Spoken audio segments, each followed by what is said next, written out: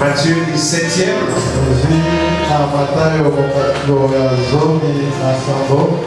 Les disciples lui firent à 17-10.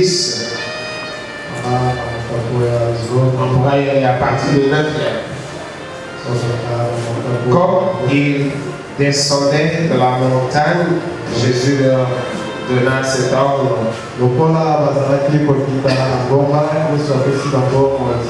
Ne parlez à personne de cette vision jusqu'à ce que le Fils de l'homme soit ressuscité de mort.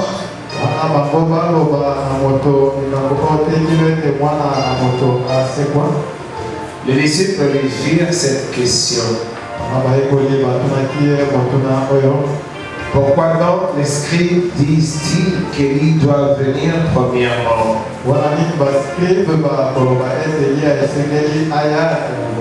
Il répondit, il est vrai qu'Élie doit venir premièrement et rétablir toutes choses.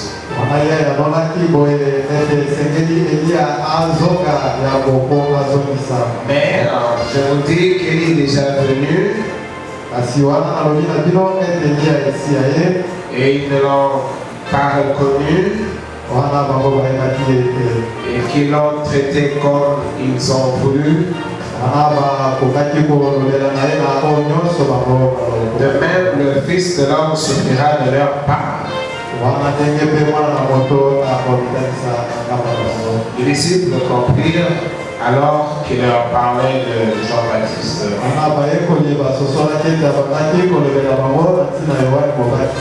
Amen. Nous allons fermer les yeux. Kembo, Kembo, Alléluia, Alléluia. Kembo, Kembo, Alléluia, Alléluia. Kembo, Kembo, Alléluia.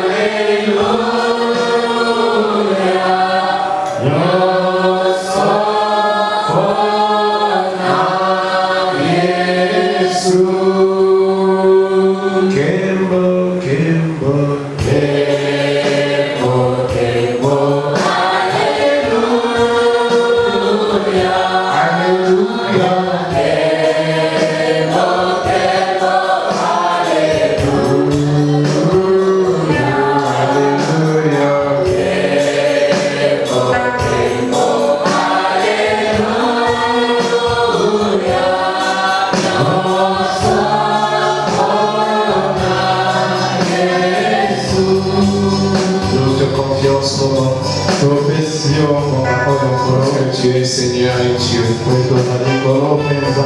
Tu nous as promis de ta présence. Chaque fois que nous aurons à nous rencontrer, nous retrouver autour de la parole de Dieu. Oh, toi tu es Dieu et Seigneur. Toi tu ne mens pas. Mais tu travailles toujours dans le silence et tu as compris de grandes choses. Alléluia. Amen. Tu as compris de grandes choses. Ainsi nous nous recommandons à toi qui as accompli de grandes choses. Dans le merveilleux nom de celui qui est mort à la croix pour chacun de nous. Afin que nous soyons simplement bénis ce soir. Dans le nom de Jésus-Christ. Amen. Applaudissez pour le Seigneur.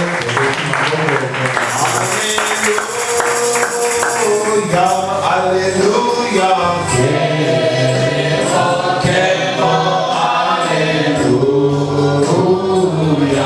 Alléluia.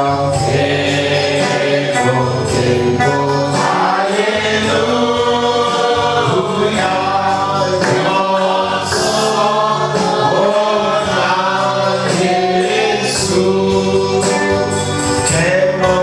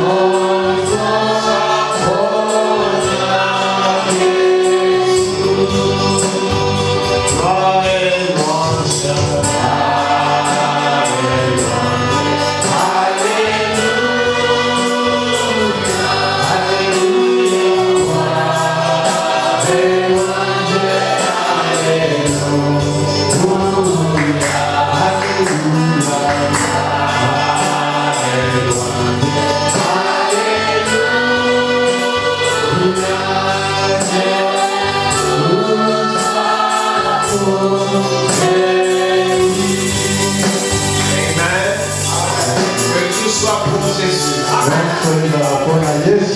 Que tout soit pour Jésus. Applaudissez pour le Seigneur.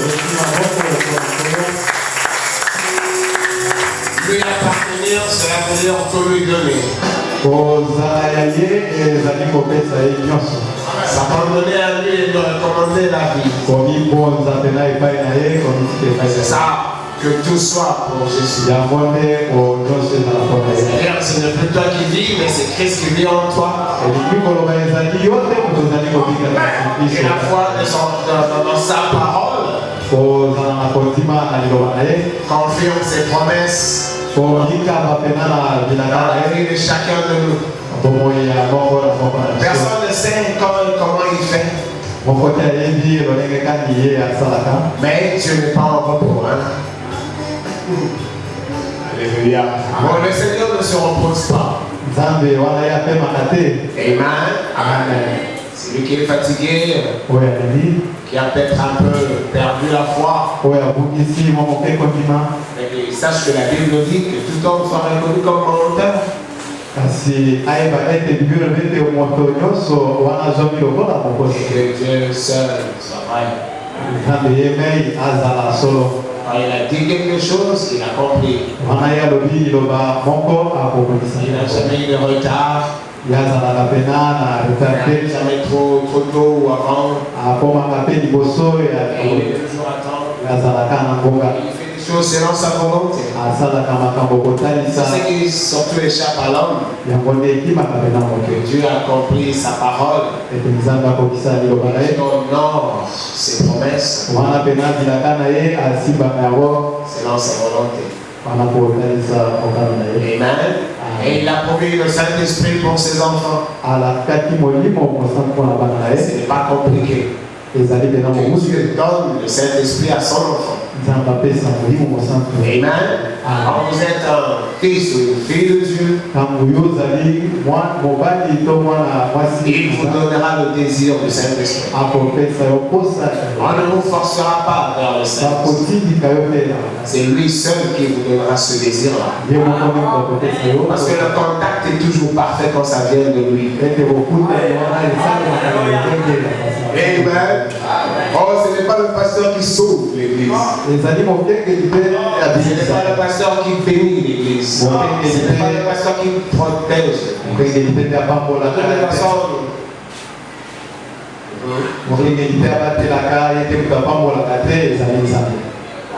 nous sommes un peu comme Yvan avait dit ici autrefois. Nous sommes comme tout le monde. Amen. Amen. À l'exception du ministère qui agit, mais nous sommes comme tout le monde. Quand nous parlons de la part du Seigneur, en fait, nos cœurs, nos âmes sont assis sur les bancs ici, nous écoutons. Amen. Une fois j'étais en train de lire une portion de l'écriture ici.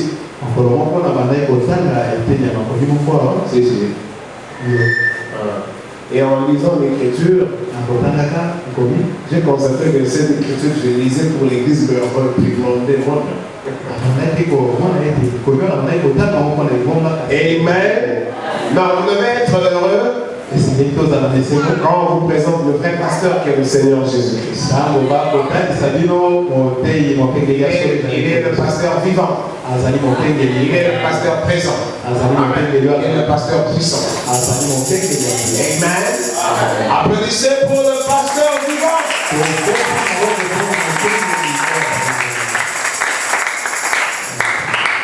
Bon, écoutez, nous sommes en train de coiffer cette affaire ici. Nous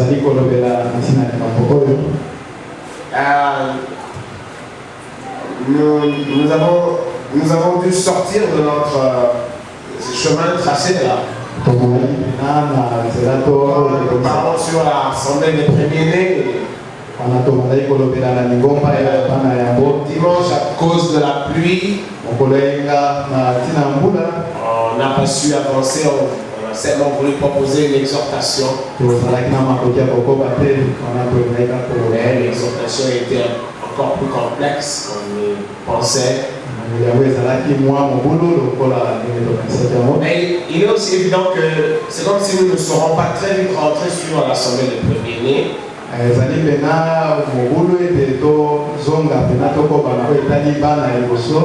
Parce que tout à l'heure, là, ça sera tendant vers la fin de l'année. Donc, nous allons nous préparer pour la Sainte Seine pendant la veillée. Alors, on voulait aussi préparer l'Église par rapport à cette participation à la Sainte Seine.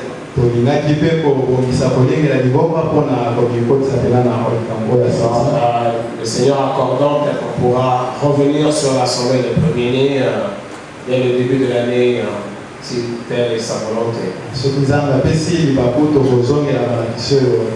Mais comme nous disons, le prophète confirme que la foi est basée sur la connaissance.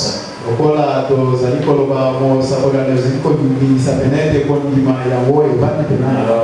voulons creuser un peu dans ces choses cachées,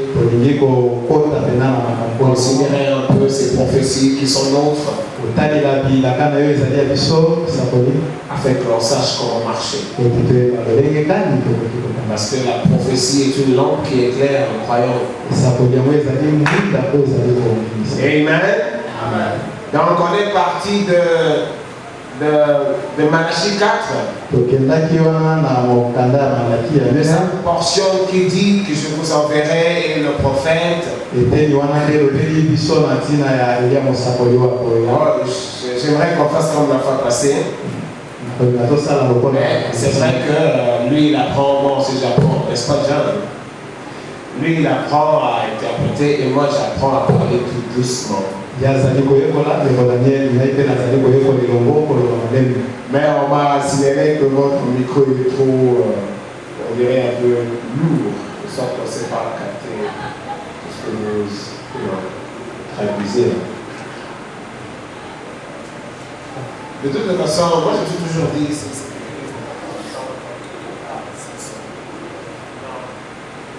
quand je parle sans micro, on ne m'entend pas. Non. Vous m'entendez? Ah, vous m'entendez? Bon, ça va, il n'y a pas de temps. C'est bon? Tu es sûr? Vous l'entendez, lui? Ok. Ok, c'est bon. Donc nous allons y aller comme on va passer doucement. Il faut partir après, il y a rien sur ce courrier. Écoutez, c'était Malachie 4, je crois.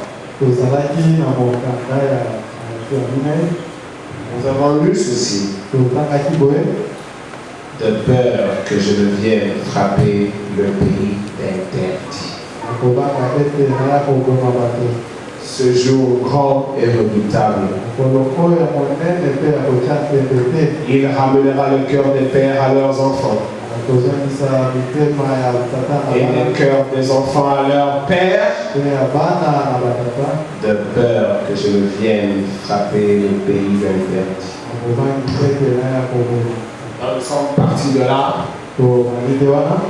Pourquoi est-ce que le Seigneur envoie-t-il un prophète en ce temps de la fin?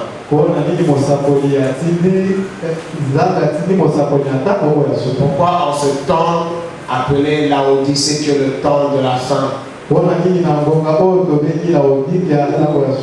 maître de l'église n'est pas au milieu de son église, mais il est plutôt en dehors de l'église.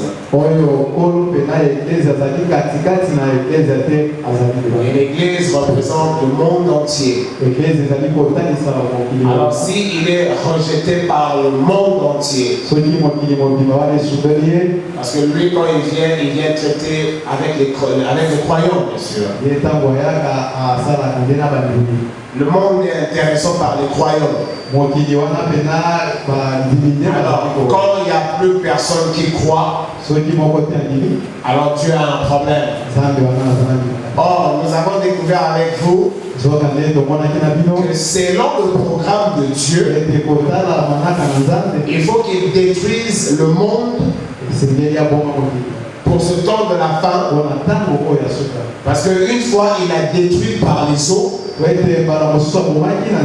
en le justifiant, et il a sanctifié par le sang de Jésus-Christ. Quand le Seigneur est passé par l'épreuve de la mort, quand le sang a coulé de ses veines, parce que nous savons, comme le prophète nous dit, le processus du salut, au travers duquel l'homme passe, le monde aussi passe par le même processus. Nous sommes justifiés, nous sommes sanctifiés, et nous sommes baptisés du Saint-Esprit. Alors, le baptême du Saint-Esprit, c'est le baptême de feu. Alors, il a aussi justifié le monde lors du déluge. Et il a sanctifié. Quand Christ a laissé le sang couler de ses veines, il reste le baptême de feu. C'est pourquoi l'apôtre Pierre dit que le monde d'à présent est réservé pour le feu. En ce qui concerne ce feu, la Bible dit que prophétiquement, les humains seront dans la distraction. Ils vivent dans les ténèbres de leur jour. Et je préfère le dire comme ça. Les humains, les habitants de toute la terre, ils vivent dans le ténèbre de leur jour. De sorte qu'ils voient en vivant, mais ils sont aveugles spirituellement. Donc ils sont ainsi dans le ténèbre. Et ils croient maîtriser le temps. Et ils méprisent les prophéties. Mais la Bible confirme ce mépris. Ils doivent mépriser la prophétie. Vous pouvez venir à l'église, mais mépriser néanmoins la prophétie. Quand vous ne prenez pas votre expérience chrétienne au sérieux, vous méprisez la prophétie. Quand vous menez une vie d'hypocrisie en étant chrétien, vous méprisez la prophétie. Quand vous avez votre cœur tourné vers les choses matérielles de le monde, vous méprisez la prophétie.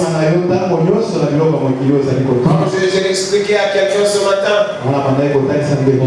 il était tout malheureux, il a perdu une portion de sa parcelle achetée quelque part à Binza. Alors il s'est mis à insulter les gens qui lui ont fait ce coup. Mais il est chrétien. Je lui ai dit non. Efforce-toi d'entrer par la porte étroite. Cultive l'amour. Il ne faut pas l'insulter, au contraire. Je lui ai dit tout ce qui est haine, colère, jalousie, méchanceté, c'est Satan. Dieu est amour. Tu es obligé de t'exercer de fils. Mais il est chrétien. Et quand il a insulté, il était à l'aise. Et il s'est étonné quand je lui ai dit ça. Je lui ai dit, qu'est-ce que tu veux? Il peut t'avoir pris cette portion de terre. Mais toi et ta portion de terre, vous ne constituez que l'ombre de la vie. L'ombre de la vie. Parce que notre vie en principe est à venir. Et c'est une vie complète et parfaite. Une vie complète et parfaite. Et c'est une vie éternelle. Nous allons nous jouir de la joie de Dieu éternellement. Parce que des fois nous avons l'impression que ce sont les architectes qui ont inventé le monde. Quand nous nous mettons à apprécier les bâtiments aux États-Unis, quand nous regardons Singapour, nous avons l'impression que ce sont les architectes qui ont inventé le monde. Non, il n'en est rien.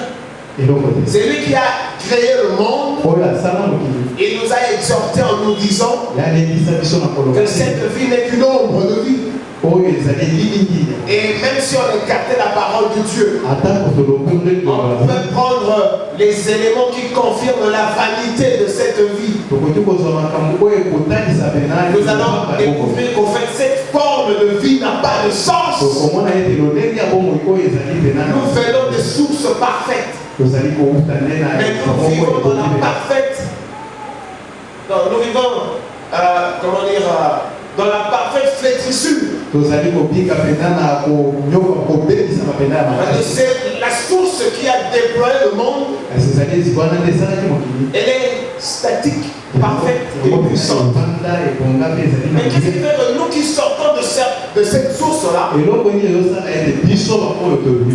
nous passons par une période d'éphémérité cruelle.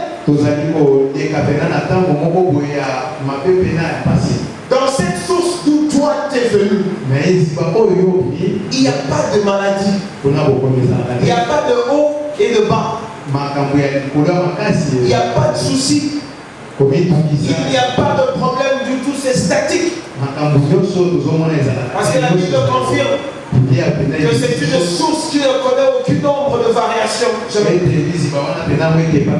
Non, elle est statique. Mais comment vous qui venez de cette source-là, de ce côté-ci, votre existence est livrée à la flétrissure. Quand vous ne voulez pas avoir des rides, mais les rides vont vous surprendre un matin devant le miroir. Vous allez voir de manière imperceptible que votre peau change. Mais ceux qui luttent pour garder leur jouvence ou leur jeunesse, mais ils sont toujours surpris que ça ne marche pas. Ce n'est qu'une ombre de vie. Pourquoi naître? Grandir et mourir par la suite. Et pourquoi naître? Et vous grandissez et vous survivez dans la souffrance, dans des maladies, dans des chocs, dans des déceptions et toutes ces choses. Et vous allez voir que dans cette forme de vie, il y a plus de chocs, de déceptions que de bien. Parce que cette forme de vie est soumise à la vanité. J'ai dit à mon frère, mais c'est quoi? Tu vas entrer en guerre avec lui pour rien. Il ne te lâchera pas cette portion de vie. Et il s'est mis à l'insulter. J'ai dit non. Toi tu es chrétien. Et pour lui faire voir comment est-ce que Dieu méprise cette vie. Si, vraiment. Il nous a dit comment Jésus-Christ peut oser nous dire si cette vie pouvait avoir autant d'importance que nous voulons lui donner. Il s'attaque à nos membres. Il dit si ton pied est ta main dans le mal, coupe ton pied. Faudrait même que tu restes avec un seul et sauver ton âme. Parce qu'il y a une âme à sauver. Si c'est ton bras, coupe-le. Mais c'est mon bras. Il va même plus pour dire si c'est ton bras, enlève-le. Alléluia. Amen. Et il va profiter. Qu'est-ce qui servira à l'homme de gagner le monde?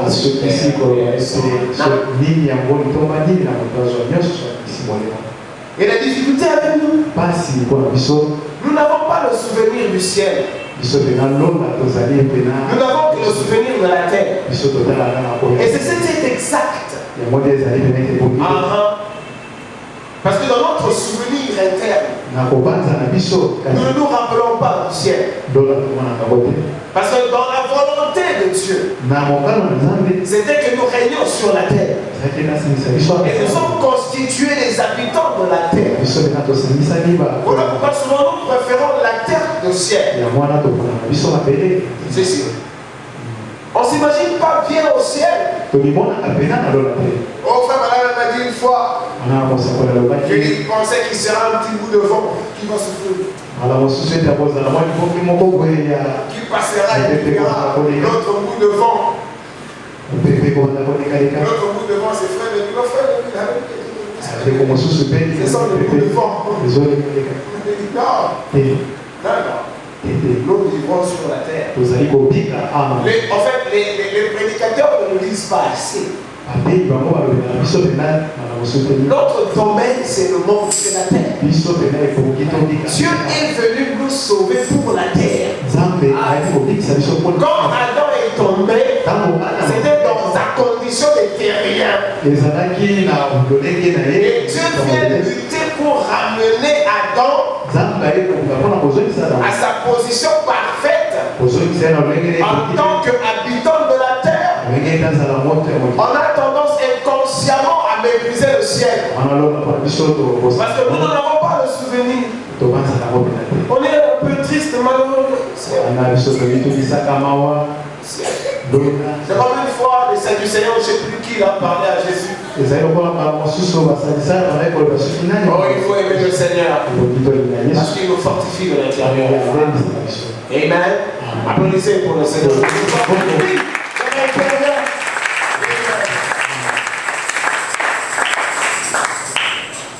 De petits soucis charnels, des préoccupations charnelles.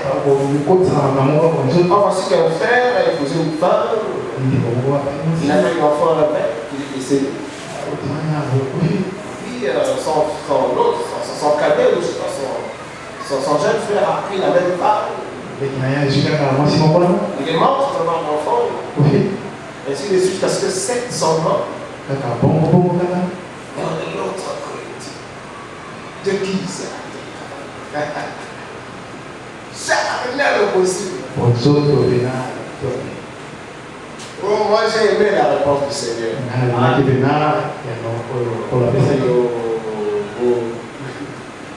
Malheureux que vous êtes. En fait, vous ne comprenez pas simplement, vous ne connaissez la puissance et la volonté de Dieu. Vous êtes simplement charnel. On a trop de préoccupations pour la chair et la terre. Et on méprise le ciel. On a plus tendance à vouloir rester ici. Il y a certaines choses qu'on vous dit qui ne vont plus exister de l'autre côté.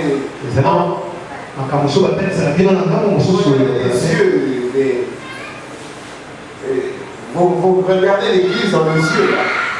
Ils sont un peu comme une petite. Quoi, il n'y aura pas ça. Oh malheureux que nous sommes.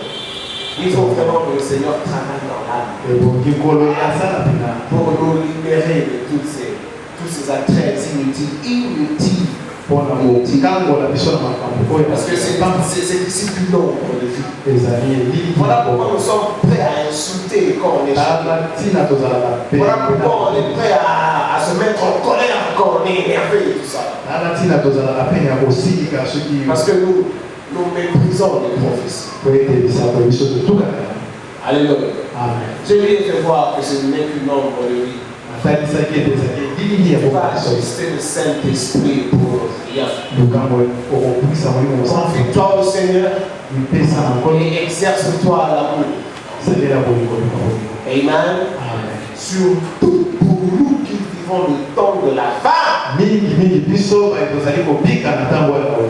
nous nous éprouvons à vous répéter comme la Bible nous le recommande. Répétez les leurs.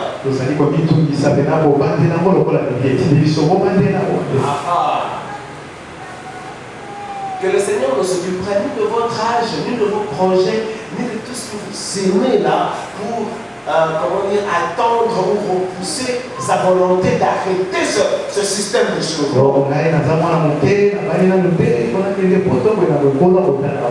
On devait plus s'accrocher au Seigneur et à la prophétie. Parce que tu seras peut-être à la veille de tes 18 ans et tout s'arrête. Tu seras peut-être à la veille de ton mariage et tout s'arrête. Tu seras peut-être en route pour ta petite période de lune de miel et tout s'arrête. Tu seras peut-être en train d'attendre ton premier bébé qui arrive et que tout s'arrête là. Ni personne ne rentrera, ni personne n'ira, tout s'arrête. Et cette fois-ci, le désastre prendra toute la terre. Nous ne voulons pas vivre pour la mort. Alléluia. Oh, Dieu dit qu'il a mis dans le cœur de ses enfants le désir de l'éternité. Oh, c'est ça. En fait, je vois que c'est pas le piège. Mais c'est ce qui nous condamne à l'amour, à cette chose que Dieu propose à son peuple. Le désir de l'éternité.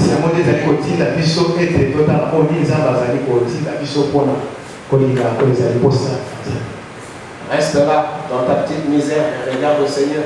Tu as ta petite colère sainte, garde ta petite colère sainte envers le Seigneur. Je vous ai dit la fois passée, un enfant, quand il sait que son père a de l'argent, qui meurt de faim, un enfant qui vit dans la maison de ses parents, et qui sait qu'il y a tout pour qu'il soit dans le plein bonheur. Mais quand il vit la misère, il finira par ne plus rien respecter. Il va bousculer le petit cabinet de son père.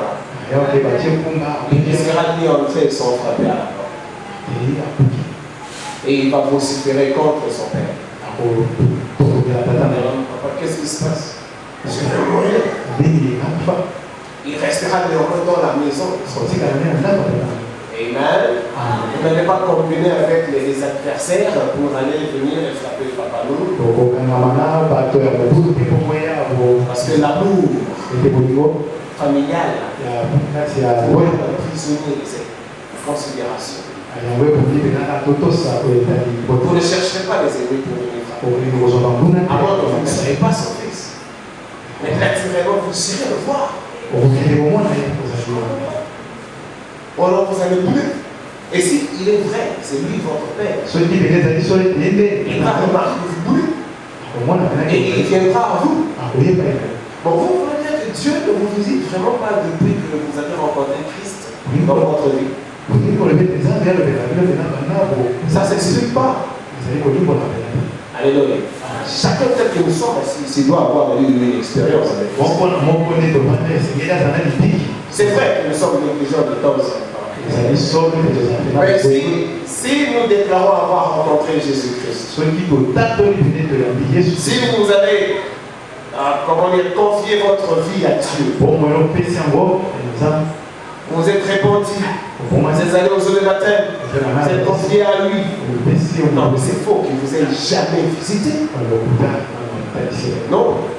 En fait, l'ordre qui tient votre foi, c'est par rapport à la qualité de la relation que vous avez avec ce Dieu-là. Personne ne vous attire vers Jésus, non.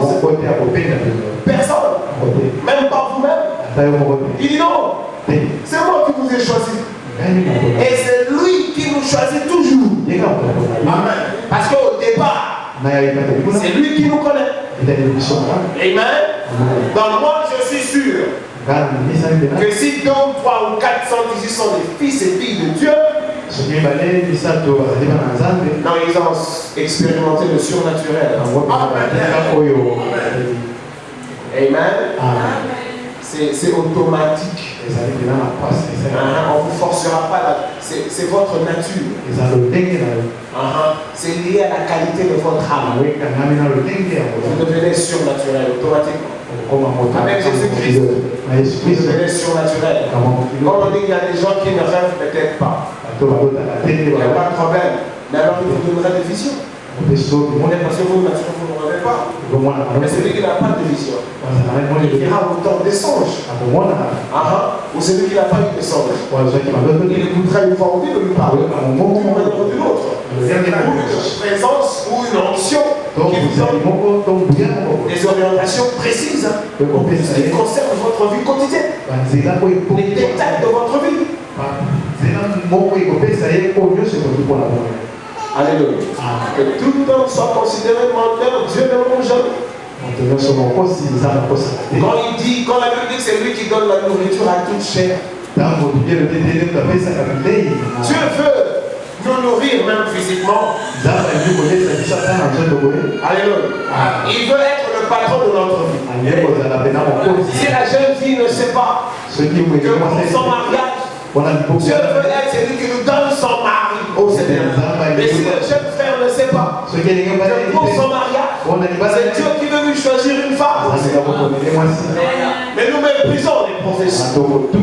Nous méprisons la parole de Dieu. Nous ne croyons que peu. De sorte que nous bougeons pour nous-mêmes. Et souvent, nous accumulons problème. Alléluia. Il a toujours voulu être le patron de notre vie. Donc moi, je pense qu'il faut comme un chrétien. Il a toujours l'air misérable. Il s'en sort jamais. J'ai prié, mais il n'y a rien. Comment vous priez qu'il n'y a rien? Alors que l'unique moyen de contact que Dieu a établi, c'est la prière. Parce qu'il arrive de fois quand Dieu veut nous atteindre, pendant que toi tu es alourdi par l'accumulation de tous ces éléments qui subjuguent votre subconscient là. Quand Dieu veut vous atteindre, il ne viendra pas directement. Il inspirera Philippe.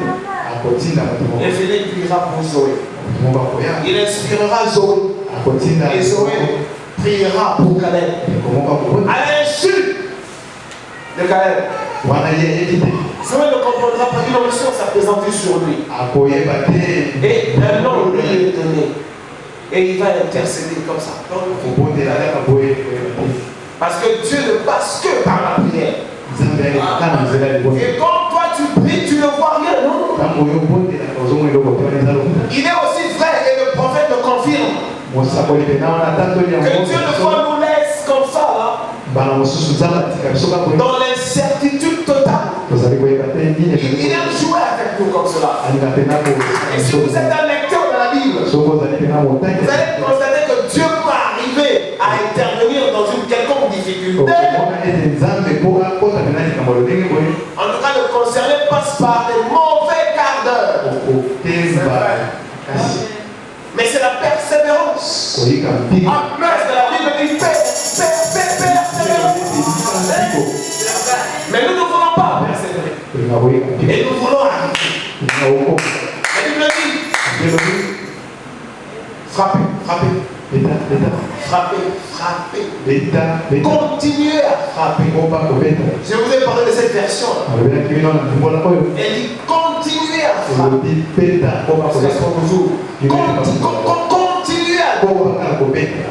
Continuez à chercher. Alléluia. Vous avez à peine ouvert la première porte.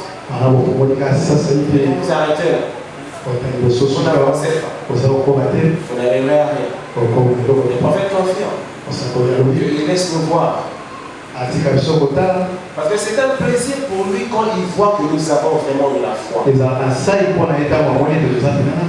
Parce que le moyen de contact, c'est par la foi.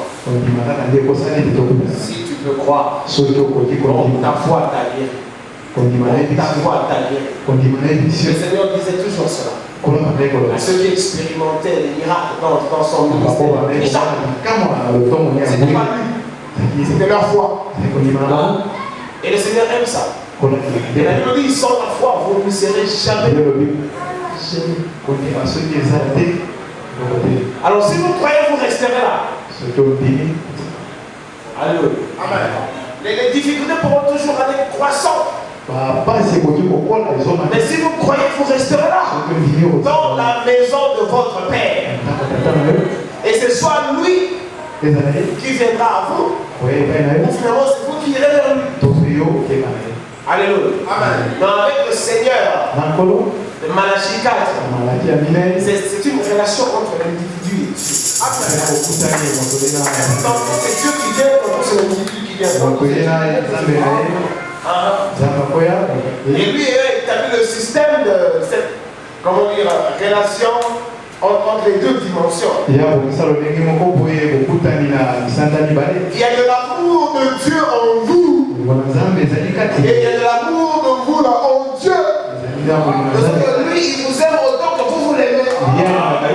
À la profondeur, appelons la profondeur. Il faut rester là. C'est sûr. Amen. Insister et insister. Ok, Seigneur, je vois que tu ne réagis pas. Mais oh non. Je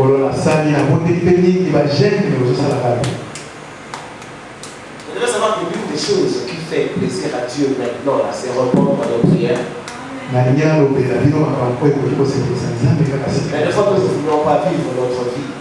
Nous ne voulons pas vivre notre vie.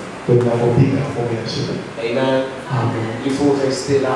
Il a toujours des interventions extrêmes. Extrêmement. C'est-à-dire que c'est quand il n'y a plus d'espoir. Et vous devez avoir la foi. Gardez là afin que lui arrive. Amen. Applaudissez pour le Seigneur.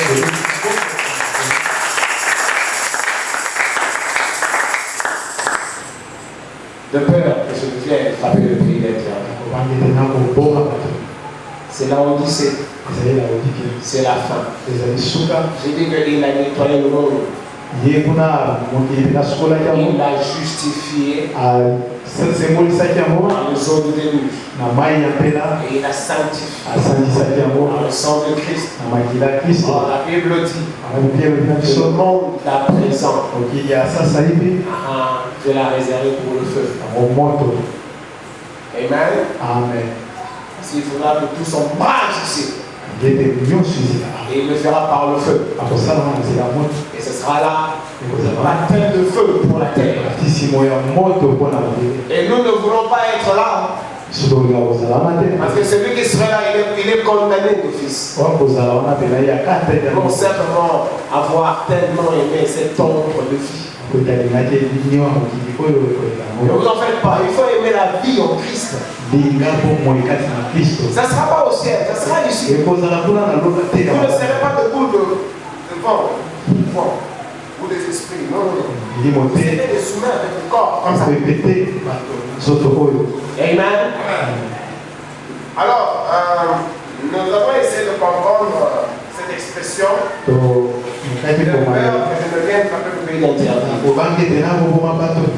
Et nous avons essayé d'analyser les interventions du prophète, l'esprit de lit.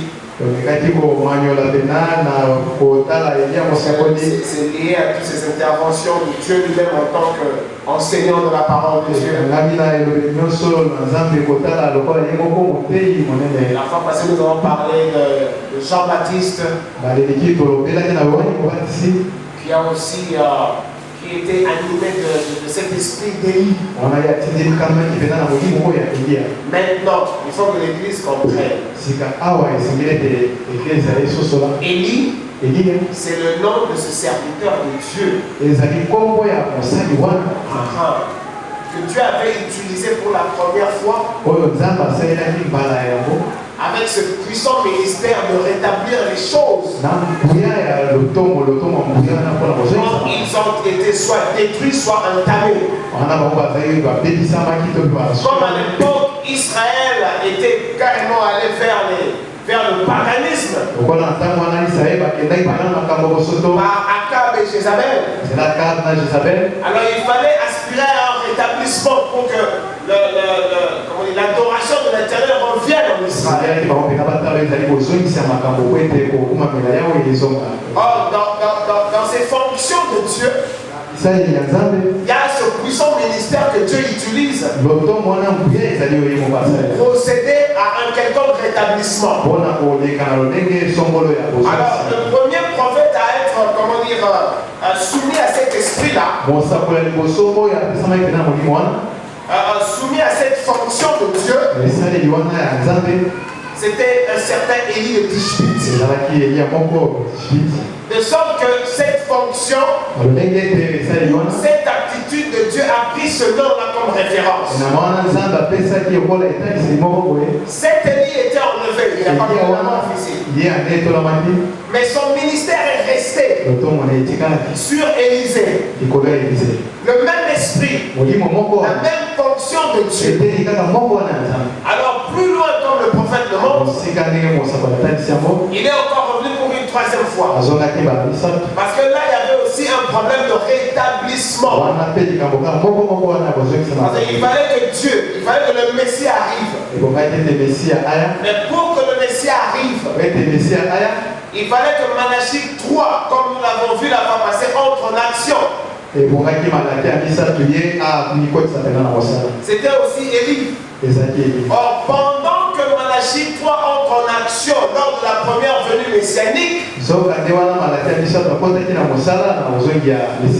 prophète Malachie avait déjà donné une autre prophétie pour la 4e intervention du même esprit d'Élie.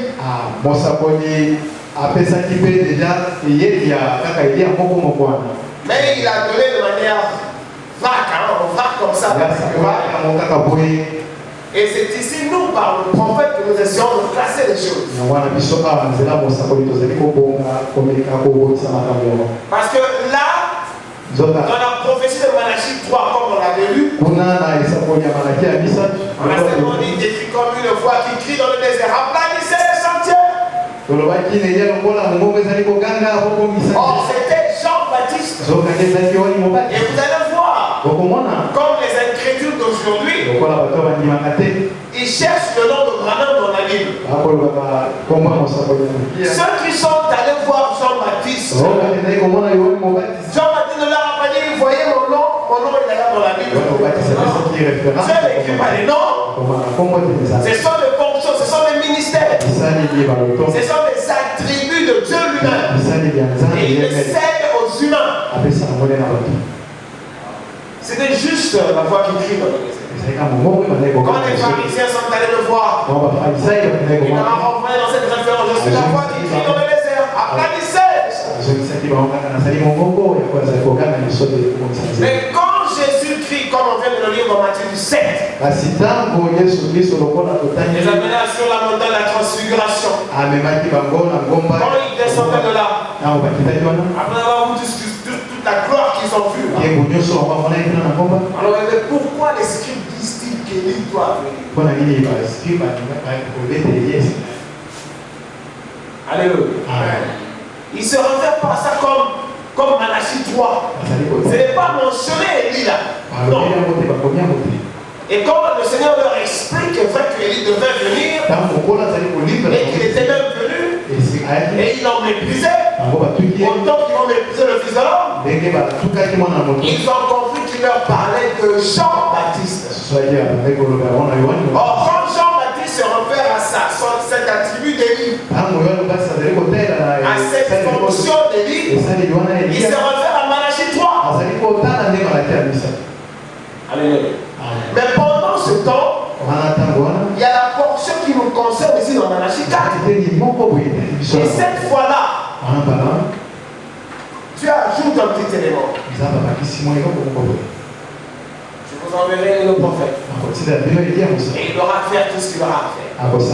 C'est un esprit qui vient pour un rétablissement. Parce qu'il y a une destruction quelque part. Or, nous avons lu avec que les apôtres étaient préoccupés par ce rétablissement. Alors, Jésus le montre, on a vu ça ensemble. Est-ce que c'est en ce temps aussi que vous allez penser rétablir le royaume? Parce qu'il faut rétablir le royaume. Alléluia. Et il leur disait non, attendez. Parce qu'il y avait encore un autre jour. Tel que nous avons essayé de le voir la fois passée. Nous avons vu qu'il y avait 2 jours. Il y avait un premier jour proclamé pour la grâce. Et nous avons vu qu'il y avait un autre jour qui était resté en suspens. Et ce jour a donné accès à la destruction. Or, ce jour qui donne accès à la destruction condamne le monde dans son entièreté. C'est pourquoi nous avons compris ici l'expression frapper le pays d'interdit. Frapper le pays d'interdit. Parce Parce que cette fois-ci, c'est la fin. Quand Dieu vient détruire, il va détruire le monde entier. Et nous vous avons fait voir qu'aujourd'hui, le même péché qui est commis à Kin, ils sont autant commis dans toutes les capitales des pays du monde. Donc l'arrivée de l'Internet n'est pas un hasard. Même ils disent que le monde le plus séparé, c'est un grand village. On a vu avec vous ici qu'un individu est à Kin dans sa chambre. Il est en train de noircir son âme, étant en contact avec un autre qui est à Singapour par Internet. Et ce qui les intéresse plus, ce sont les expériences sexuelles. Alléluia. Ils partagent pratiquement le même péché. De sorte que quand Dieu vient détruire, il détruit le monde entier. Or, comme en Égypte, il venait pour les détruire tous. Et Israël se trouvait dans le monde en Égypte. Alors pour que Dieu ne frappe le pays par l'interdit, il fallait qu'il applique le sang sur le linteau. Et tout Israélite qui n'avait pas appliqué le sang était frappé. Alléluia. De peur que je ne vienne frapper le pays d'interdit. Donc ici, le message vient nous protéger de la destruction prophétique dans ce monde. C'est pourquoi quand il déclare pour l'Élie qui vient pour la seconde venue, comme la seconde venue proclame l'année de la colère, le jour de vengeance, donc ça donne accès à la destruction de ce monde. Or, Dieu viendra frapper le monde entier. Or, pour qu'il ne frappe pas le monde, pourquoi il déclare avant ce grand jour et redoutable n'arrive, je vous enverrai Élie le prophète. Il ramènera le cœur des enfants à leur père. Et le cœur des enfants, il ramènera le cœur des pères à leurs enfants. Et le cœur des enfants à leur père. De peur que je ne vienne frapper le pays interdit. Et on a vu le dimanche pour ceux qui étaient là. C'est, voulait dire, comment dire, déclarer une région où, disons une région où chaque fois qu'Israël allait en guerre, chaque fois qu'Israël allait en guerre, il rencontrait des peuples. Nous avons lu ça. Est-ce qu'on peut encore lire parce que moi, je n'arrive pas à me mettre. Venons de Deutéronome 20 par exemple. Deutéronome.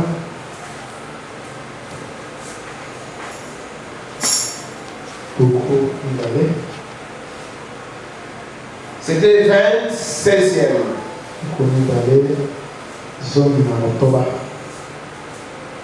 Mais dans les vies de ce peuple dont l'Éternel, ton Dieu, te donne le pays pour l'héritage,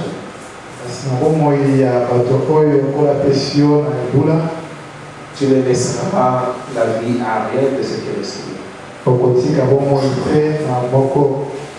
Tu ne laisseras la vie à rien de ce qui est resté. Car tu dévoueras ce peuple par interdit. Les Essiens, les Amoréens, les Cananéens, les Phérésiens, les Éviens et les Jébusiens. Vous les dévouez carrément à l'interdit. Et je pense qu'on était encore allé trop loin, on est descendu plus bas là. Deutéronome 13, 17. Ça explique encore mieux l'expression. S'il vous plaît, Deutéronome 13 à partir du 15e verset. Écoutez, alors tu frapperas du tranchant de l'épée les habitants de cette ville.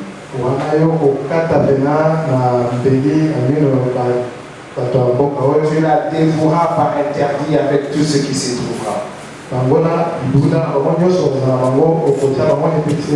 Et tu en passeras le bétail au fil de l'épée. Tu amasseras tous les butins au milieu de la place. Et tu brûleras entièrement au feu la ville avec tout son butin. Devant l'Éternel ton Dieu. Elle sera pour toujours un monceau de ruines et elle ne sera jamais rebâtie. 17. Rien de ce qui sera dévoué par interdit ne s'attachera à ta main. Afin que l'Éternel revienne de l'ardeur de sa colère. Qu'il te fasse miséricorde et grâce. Et qu'il te multiplie comme il a juré à tes pères. Frappez le pays d'interdit. Ça veut dire quand vous attaquez un peuple, quand vous attaquez une ville, et que la ville est vouée à l'interdit, vous ne laisserez aucun vivant. Non. Vous allez tous les détruire et le faire passer par le tranchant de l'épée. Or, voici qu'ici, il y a toute une nation. Il y a pratiquement toute la terre qui doit passer par le jugement. Alors Dieu dit, pour ne pas vouer la terre à l'interdit, pour que je ne vienne pas frapper, parce que je viens frapper. Et c'est la Odyssée, c'est la fin. Donc il va frapper incessamment. Alors pour que je ne fasse pas tous passer par le tranchant de l'épée, alors je leur enverrai un ministère. Et ce sera le ministère du rétablissement. Comme c'était à l'époque d'Akab et de Jézabel. Comme c'était à l'époque d'Élisée. Comme c'était à l'époque de Jean-Baptiste. Et comme ça doit être à cette époque. Alléluia. Amen. Rétablir la relation parfaite entre l'homme et Dieu. Non pas entre l'Église et Dieu. Mais entre le croyant et Dieu. Voilà la raison de ce message spécial. Afin que ça nous amène à l'écart. Parce que comme en Égypte, Dieu vient frapper le monde. Alors il faut simplement appliquer le sang. Parce que quand il verra le sang, il passera par-dessus. Amen. Alors nous avons découvert qu'il y avait 2 jours. Le premier jour, c'était la proclamation de la grâce. Le Messie est venu pour proclamer la grâce. Or, il y avait 2 jours pour le Messie. Comme lui-même le déclare dans Luc 17, 15 ou 20. Il y a parmi vous ceux qui vont aimer voir l'heure des jours du Fils de l'homme. Mais avant cela, il faudra d'abord qu'il souffre ici. Il faudra qu'il soit rejeté par cette génération d'abord. Or, ici, là, il est déjà présenté par Élie Jean-Baptiste. Donc, je voudrais que vous compreniez, chaque fois quand le ministère de Dieu vient, ce n'est pas l'individu qui porte ce ministère-là. Parce que Élie, c'est l'esprit de Christ agissant dans cette particularité de temps pour la cause de l'homme. Alors, comme le premier individu a porté cette charge-là, s'appelait Élie, Dieu a gardé son nom. C'est pourquoi Jean-Baptiste était Jean-Baptiste Mais il avait l'influence de ce ministère d'Élie. Qui est un ministère puissant que Dieu utilise pour rétablir les choses. Et c'est plus pour condamner l'extrême immoralité qui bat son plan. Comme je vous avais dit, Jean-Baptiste est allé au cachot. Parce qu'il condamnait l'immoralité dans la maison du roi. Parce que c'était l'esprit de lui qui agissait en lui. Il ne fera que condamner la déviation. Parce que lui, il vient rétablir l'adoration, la relation avec les hommes. Alléluia. Il s'est retrouvé au cachot. Parce que cette onction était sur lui. En fait, le ministère prophétique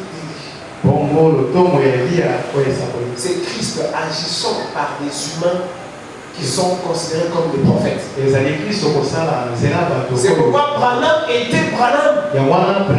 Mais sur lui était la même onction qui était sur Jean-Baptiste. La même onction qui était sur Élisée. Et la même onction qui avait agi là-bas en Israël.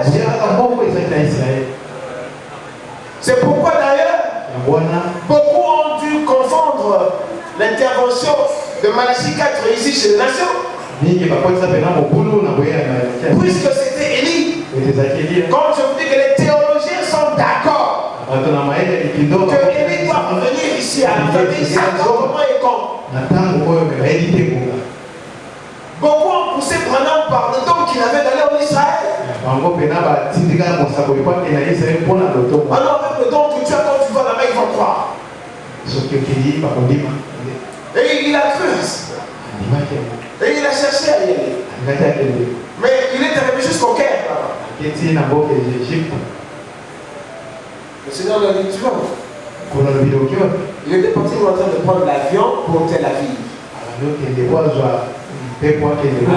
il est retourné aux États-Unis. On lui a dit, tu vas où? Oh non, je vais en Israël. Qu'est-ce qu'il y a? C'est pas le temps. Retourne. Il est rentré. Et pourtant, le même ministère, la même onction d'Élie va agir de nouveau en Israël. Ça ne sera pas William Branham? Non. Non. Alléluia. C'est quand je vous ai dit 5 fois que ça agit. La 5e fois, ça nous intéresse pas, parce que ça c'est pour Israël. Mais la 4e fois, il y a eu Élie Tishbite. Élisée a eu un double portion. Et puis Jean-Baptiste, parce qu'il présentait Christ lors de sa première venue. Or, Christ devait retourner de nouveau. Il a dit, quand le Fils de l'homme se révélera, il y avait un temps réservé pour le futur. Par rapport au temps où il agissait là-bas en Israël. Il dit, mais quand il se révélera là-bas, il faudra que le Messie revienne de nouveau. Il faudrait qu'il soit présenté de nouveau par la même onction qui était sur Jean-Baptiste. Non pas Jean. Parce que cette fois-là, cette onction d'Élie intervient parmi les païens. Et Dieu n'enverra pas un Israélite. Alléluia. Voilà pourquoi un gentil a été utilisé. Dieu a imprégné sa vie de ce ministère d'Élie. Des fois, les gens ne comprennent pas. Quand frère maintenant dit que le 7e moment c'est le Saint-Esprit, si vous voulez dire, ah oui, il est le Saint-Esprit. En fait, c'est que vous ne savez pas. C'est Dieu qui fait tout. Mais il a subdivisé autant d'interventions en donnant autant de noms par chaque intervention. C'est lui seul qui fait tout. Parce que le prophète, c'est lui qui proclame le royaume, c'est lui. Quand Esaïe prophétisait, c'était une portion de Dieu dans Esaïe. Sans cette portion-là, Esaïe ne serait même pas prophète. Habakkuk a prophétisé par Dieu lui-même. Et il est venu dans sa plénitude. En Jésus-Christ. Et c'est lui qui a proclamé le royaume. Et alors, qu'en est-il de païens? Alors le Saint-Esprit est descendu à la Pentecôte. Et le Jésus continuant à travailler, ça ne sera jamais les humains. Alléluia. Tu racontes, madame dit que le septième jour c'est le Saint-Esprit. C'est le Saint-Esprit. Parce que même le ministère que vous avez là, c'est le Saint-Esprit. Sans le Saint-Esprit, vous ne ferez rien. Vous serez un bon petit païen en train de circuler dans l'immoralité. Nous sommes tous de bons petits païens. Hein? Mais quand le Saint-Esprit vient nous détacher de peur qu'il ne vienne frapper le pays d'Intérieur. Sûrement, je vais le détruire tous. Comme j'expliquais à un frère avec qui j'ai eu à m'entretenir hier. Si ce n'est pas le Saint-Esprit, personne ne résistera. Personne n'est spécial. Nous luttons tous. Mais c'est par le Saint-Esprit que nous sommes rendus victorieux. Nous sommes tous des païens pour commencer. Le Saint-Esprit vient avec la culture céleste. Et ça change notre nature. Ça nous ramène la nature de Dieu. C'est ça que Dieu verra les dieux. Il ne frappera pas les dieux. Il ne frappera pas Dieu. Amen. Applaudissez pour les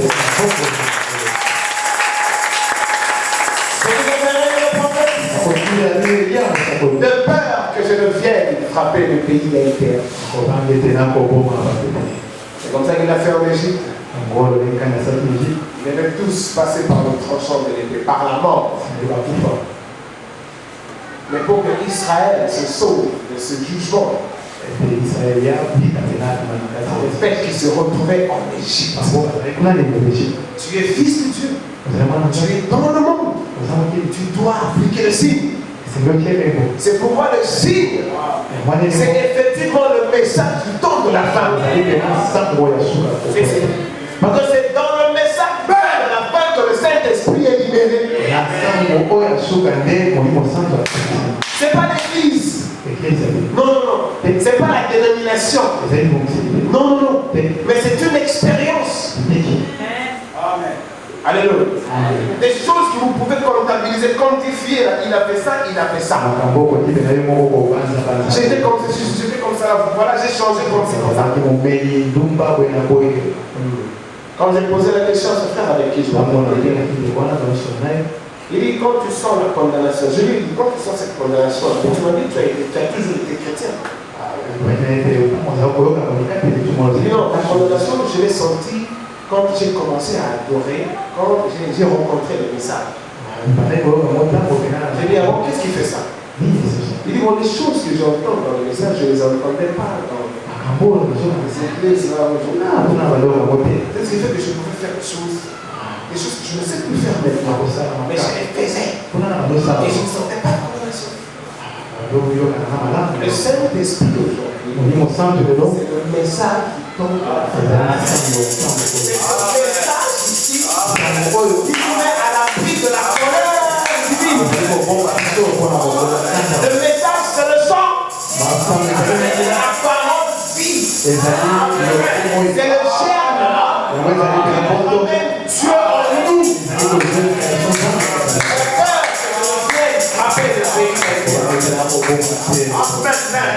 Alléluia. Voilà pourquoi, comme je l'ai dit au début, si vous avez rencontré le Jésus d'aujourd'hui, parce qu'il y a un Jésus en carton que les églises proposent ici. Parce que ce n'est pas un Jésus prophétique. Parce que Jésus, c'est la prophétie. Et chaque prophétie contient un programme pour un âge donné. C'est ça Jésus. Aujourd'hui, même en ville, les prostituées, ils passent par le nom de ce Jésus en carton. Les escrocs passent par le nom de ce Jésus en carton. Ils sont un Jésus périmé. Parce que c'est un Jésus qui a agi dans un autre âge passé. Le Jésus d'aujourd'hui, c'est la prophétie accomplie. Je vous enverrai. Et le prophète. frapper quelqu'un. C'est ça Jésus. C'est pas seul Jésus si. Quand vous le rencontrez, il vous transforme. Ce ne sera pas le pasteur. Ce ne sera pas l'église. Ce ne sera même pas la prédication. Mais c'est votre prédestinée.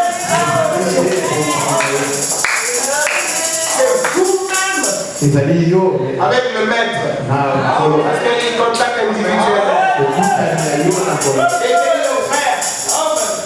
J'ai dit aux frères, ça n'a rien à voir avec la jeunesse. Parce que Dieu n'a pas d'âge. Quand il vient sur vous, il ne se donnera pas les limites par rapport à la folie de l'âge. Mais ça ne se dira non, je lui donnerai un peu de temps de temps. Parce qu'il est jeune. Parce que l'âme qui est dans l'individu, il viendra arriver cette vie éternelle.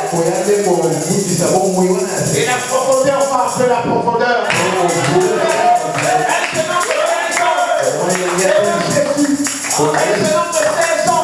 N'a pas repenser que sur Jésus. Un jeune homme de 18 ans, un jeune homme de 20 ans, dans la fusion de toute sa force. Un jeune homme il cherche Jésus. On dit ceux qui sont là tout dans l'église. Parce que la profondeur appelle la profondeur. Et les parents non, ils sont jeunes, il n'y a pas d'âge. Le problème est que vous ne l'avez pas simplement rencontré.